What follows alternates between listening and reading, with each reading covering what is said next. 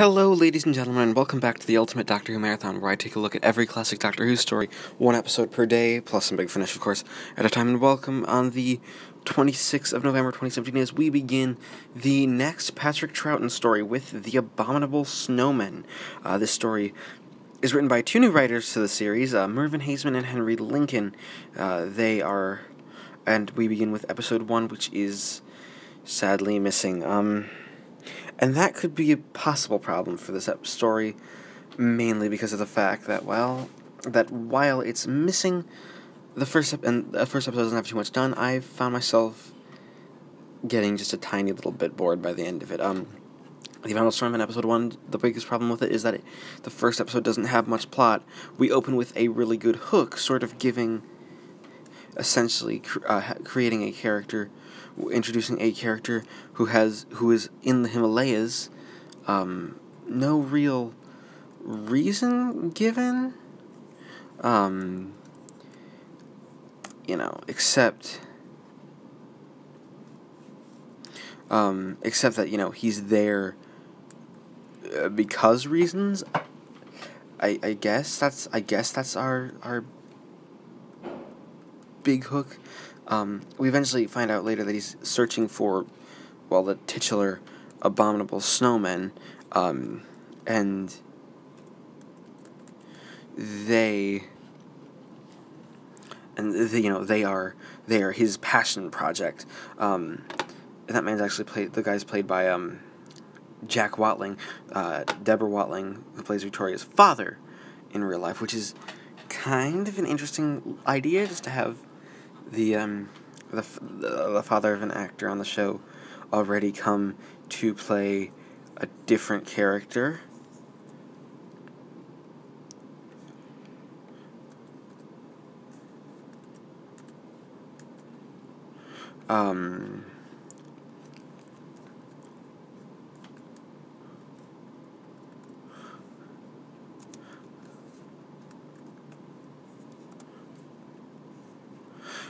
And that is probably I guess you could say the best part of the episode. What's interesting is the guy mainly, but basically you have the opening hook, and then some random guy, we don't really know who he is. He gets attacked, and then you have the TARDIS crew arriving in the Himalayas, and the Doctor has this bell for this monastery. And a lot of the episodes just sort of wandering around until eventually Jamie and Victoria are out of the TARDIS and in a cave, and are being attacked by a Yeti. And we get hints of the Yeti, even so far as apparently when I was watching the Doctor. I can't really tell if the telesnap is accurate for that.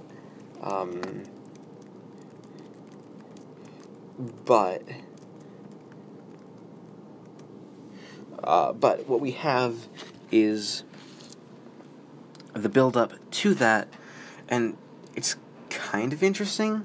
There just isn't too much that really gives us any sort of edge for the story. So, all in all, I'm going to have to give episode 1, because it's a decent start, and it could have been done a lot better. It just feels like we don't have the feeling... just sort of the feeling for everything to,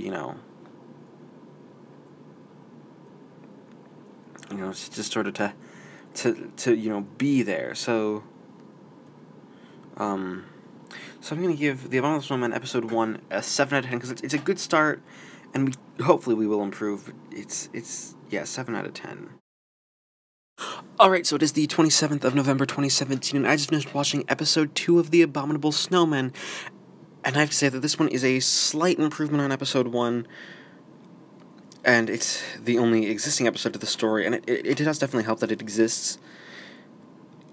But to be honest, there's a big problem with the episode, and that problem is that it is, it's hard to say this very, without sounding very mean, but the direction of this story is very off. Gerald Blake directs this story, and it is his first time directing. He does a lot of lingering shots. He doesn't do anything.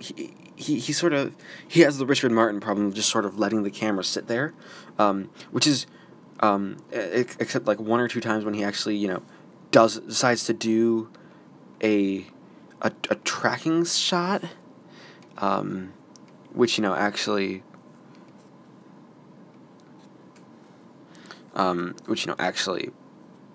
helps.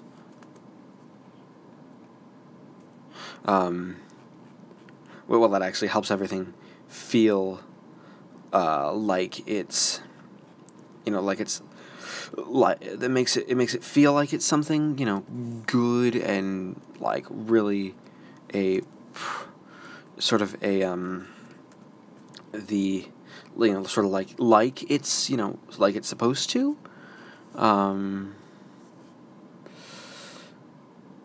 Yeah, that was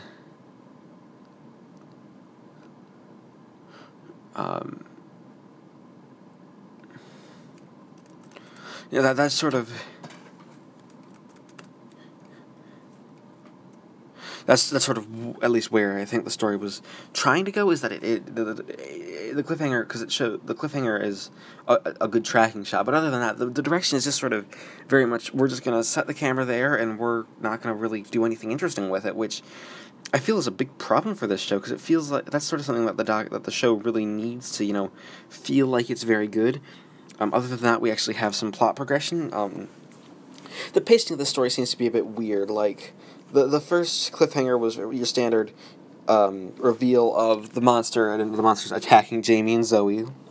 I mean, Jamie and Victoria. Zoe is on the show yet. I'm awake. I'm sorry. I'm slightly tired right now. But... and then this one is... part of the reveal is that, one, the Yetis are robots. And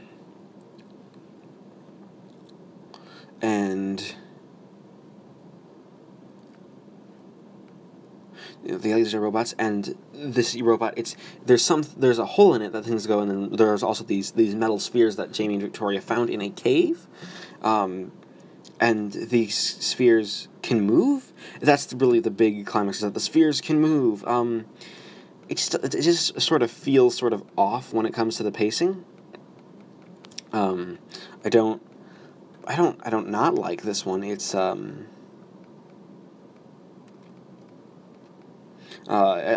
don't not like this story for that, because it's a pretty good way of getting us started, but it's got the main problem of just sort of not knowing, not sort of knowing when to, well, it just doesn't really know when to, decide to stop and give us the little bit that it needs to basically just to get everything done.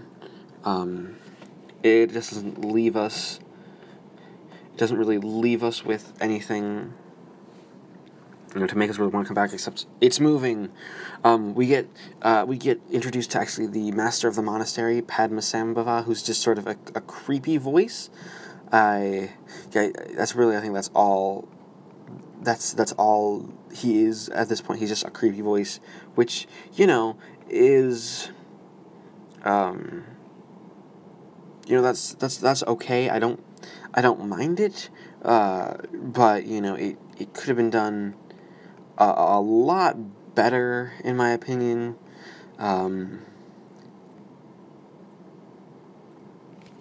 With everything just sort of needing to, slow down and possibly just take a little more time before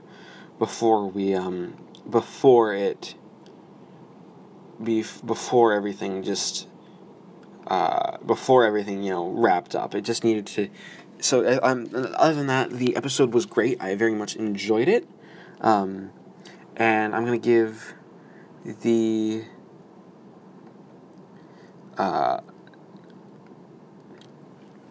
I'm gonna give the Abominable Snowmen episode 2 a 8 out of 10, because it is an improvement over the last one, and it is still very good. It just could use a lot more. Use a bit more improvement to tighten everything up. Alright, it is the 28th of November 2017, and I just finished watching The Abominable Snowmen Episode 3. And you know what? This episode is sadly has taken a bit of a downturn in the story, mainly because a lot of it's not because it's missing, but the missing considering it's missing, that doesn't really help the episode in any way at, being a fully story. You basically have the plot sort of progressing a little bit with the reveal that the master of the monastery, Padmasambhava, is evil. He has this glass pyramid that can remotely control the Yeti, which are robots, as revealed in the last episode, and the doctor and Jamie go out to look for them. Victoria's left behind at the monastery, not being one to be left behind. She goes out herself and gets herself attacked by a Yeti. It's not one of the best ways of doing it. It's just one of those things that, just sort of annoys me a bit. The big problem is that there isn't a lot of tension in these scenes, partially because there isn't any... I complain in the new series of there being way too much music. Well, this has the opposite effect. There is no music. And because it's missing, there isn't as much to get facial reactions to everything. So you can't really have the feeling that everything's going on and everything's going to be a big ending or anything. It just sort of peters along. Professor Travers has a couple of interesting little things to do in the story. He doesn't do too much. He's just sort of there, and, it's that sort of thing that kind of annoys me, that they really don't give him too much to do. It feels like the writers have lost, and I can't really comment on the direction, of course, because there isn't much direction to be had. Like, the direction isn't there. It's not a story that's, directed at all. That being said, there's still a couple of things to like. Patrick Troughton and Fraser Hines are great. As always, they have a lot of comedy stuff. I'm going to do a quick comment. The actual reconstruction of the story, being done, of course, by Loose Cannon, was actually really good. There's quite a bit of CG and the spheres moving about, because there's a lot of... You actually get an explanation of that the spheres sort of control the Yeti, but there's also this pyramid, so it's a bit confusing when you think of everything. You think, is it just the spheres? Is it just the pyramid? What is it? And we get an explanation as to what this is. It's a sort of a creature from space that doesn't really have a form. It's called, it'll be named the Great Intelligence. I don't remember if it's in this one or it's in later, but that is a really cool concept that gets explained here, about halfway through the story, and it gives us quite a lot that we could probably still turn it around, and we are still definitely above average. We aren't at a bad episode yet. We haven't really hit that portion of, possibility yet. The weaker elements could come in later on. I don't know, it could make a downturn, and the cliffhanger is decent, but the big problem is, of course, there just isn't as much tension built up. I do have to say, Deborah Watling gives one of her best performances, as she's written very much to be the proactive companion in this one. People complain she screams, and yes, she does scream, which makes sense, but she doesn't let people push her around, which is rather interesting considering she's from Victorian times. That's one of those things that I have to say I found very, very interesting, is that we didn't have her because she's she's from Victorian times. She still isn't very, she's still very odd. And, the set design is nice, and the fact that we have telesnaps, and considering the reconstruction does use CGI, I won't complain far too much about that, just because it could have been a lot worse, without the CGI. And the CGI isn't perfect, but it's low budget CGI and it looks good.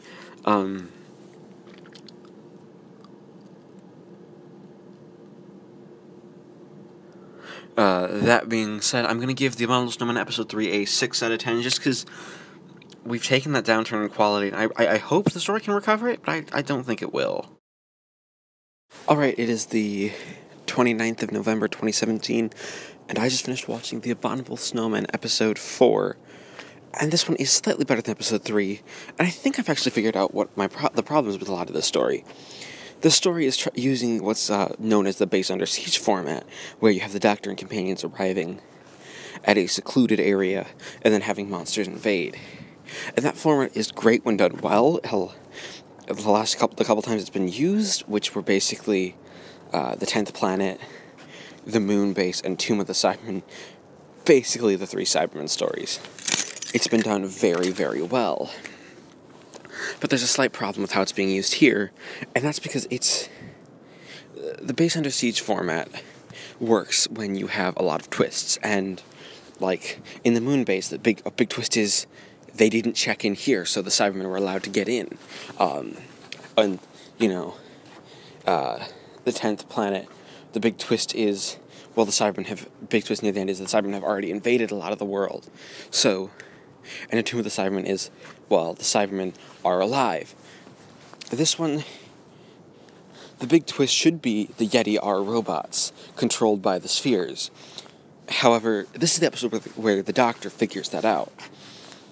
Except, it makes the Doctor seem kind of dumb, because the audience has figured that out as far back as episode 2, when it's figured out that the Yeti are robots, and that the spheres can move, and that there's a sphere-shaped hole in the Yeti. And that's just sort of the logical thing. A lot of this episode takes place with Patrick Troughton trying to figure out what the Yeti are and figuring out how they work, which that has some interesting results. You have mainly the Yeti that they like some interesting revelations. Of course, they can't see, they can't feel, and the big twist at the end is that I think the big twist is that Padma Sambhava is evil, which we kind of already knew.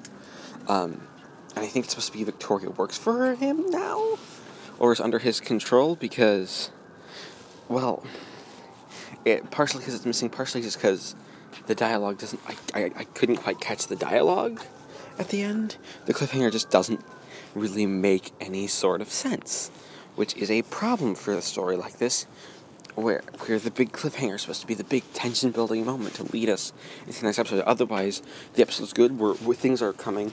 The Yeti, even though they look adorable, let's be honest, they are a credible threat, and it's a pretty good episode overall.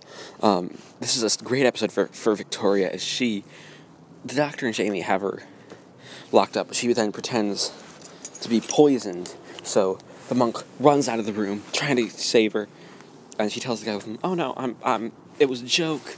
I'm here, and I'm really sorry about this, but now I'm locking you in here, because that's what I'm doing." That's brilliant. That is a brilliant piece of acting on Deborah Watling's part, and it actually is really good that Victoria has something to do in this story. Again, it's just that ending that doesn't make much sense. What's nice also, the reconstruction has quite a few CG Yetis, so we have some reconstructed footage using that, and while the CG isn't very high quality, and it's only really used for shots with the Yeti, it does try to make them look a little bit more, just that little bit more intimidating, and a little more like they're, as a threat that they are actually, a credible, scary threat, a threat that you would actually be scared of. What else do I have to say? Fraser Hines is good.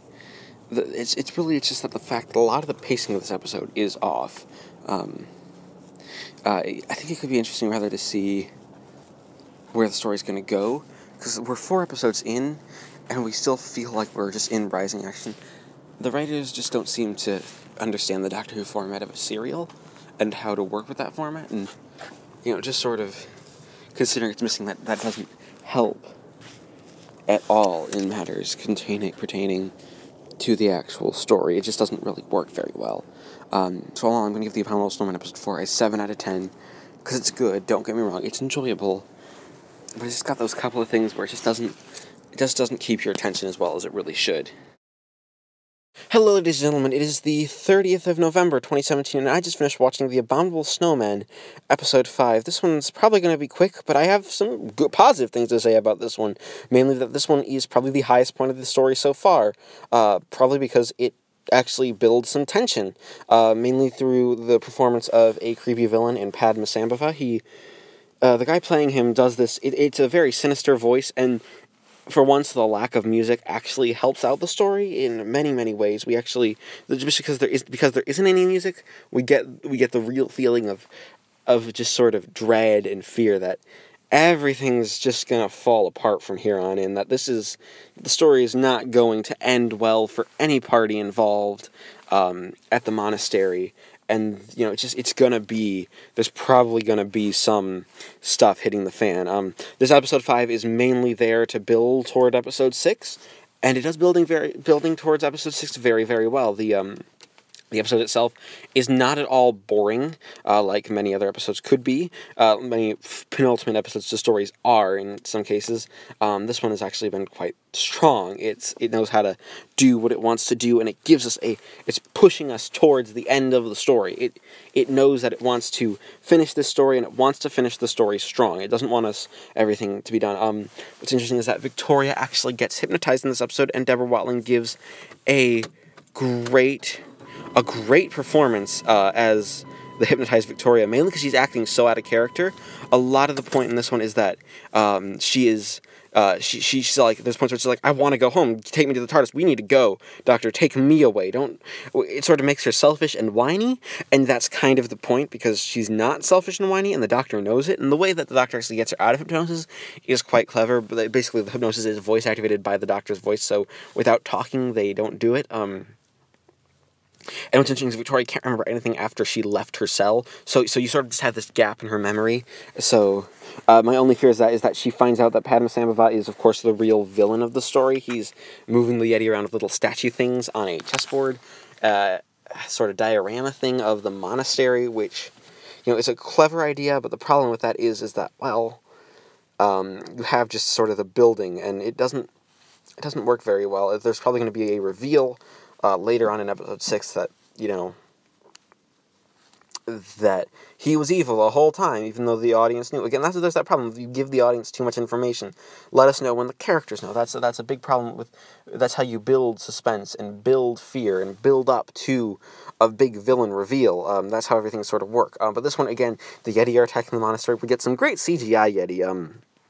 Loose Cannon does a great job creating the CGI Yeti and making them look real enough. They're not perfect. They're obviously CG, but they're still good. It's on par with their CG work for Dalek's Master Plan and the Faceless ones, which both had some great CGI models in them. That being said, the big problem with the story is, of course, the cliffhanger. It's like there's a cave and there's smoke coming out of it. That's all we have for the cliffhanger.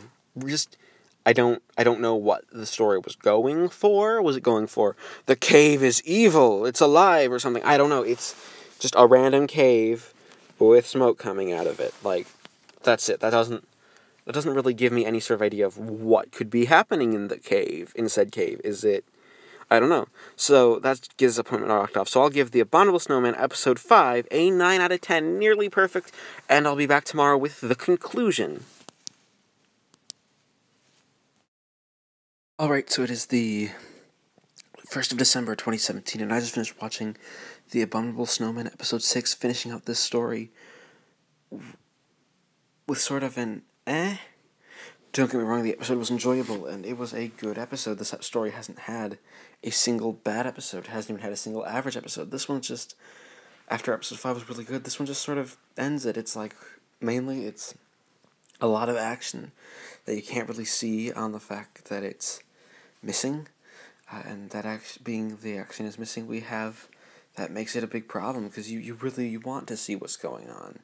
That's kind of a lot of the point, is that you want to see everything come together and to create a big sort of conclusion, but you just don't get that with this episode. It just sort of goes along and stops. You have literally the intelligence there, Padma Sambhava, who has some really creative makeup. He looks really creepy, almost like the 1920 version of the Phantom of the Opera, played by Lon Chaney Sr. A lot of really good, effective, creepy makeup, and a couple of probably would be some decent action scenes if we had any of the footage, but none of the footage from this episode survives. And, there's everything just sort of wraps up very, very nicely in a bow, and we move on to the next story. Also, with the reveal that the Yeti there are real Yeti, which is kind of a nice little reveal. It'd be interesting to see what that was like on camera, just because it's a CG model that's used. I wonder if it was, if it was just they just used one of the Yeti costumes and it actually was alive. I'm guessing that's what they did, but I'm not entirely sure. But there's the problem just in the fact that it's kind of a dull episode. It's good, just not great. It's okay. Perfectly serviceable conclusion to the story, and that's really all you can ask for. So I'm going to give the Abominable Snowmen episode 6 another 6 out of 10. That being said, we take the scores for this story, add them up, and then divide them by 6 to give the Abominable Snowmen an average score of 7.17 out of 10. Thank you, everybody, for watching this edition of the Ultimate Doctor Who Marathon, and I will be back next time with the next Patrick Troughton story, The Ice Warriors.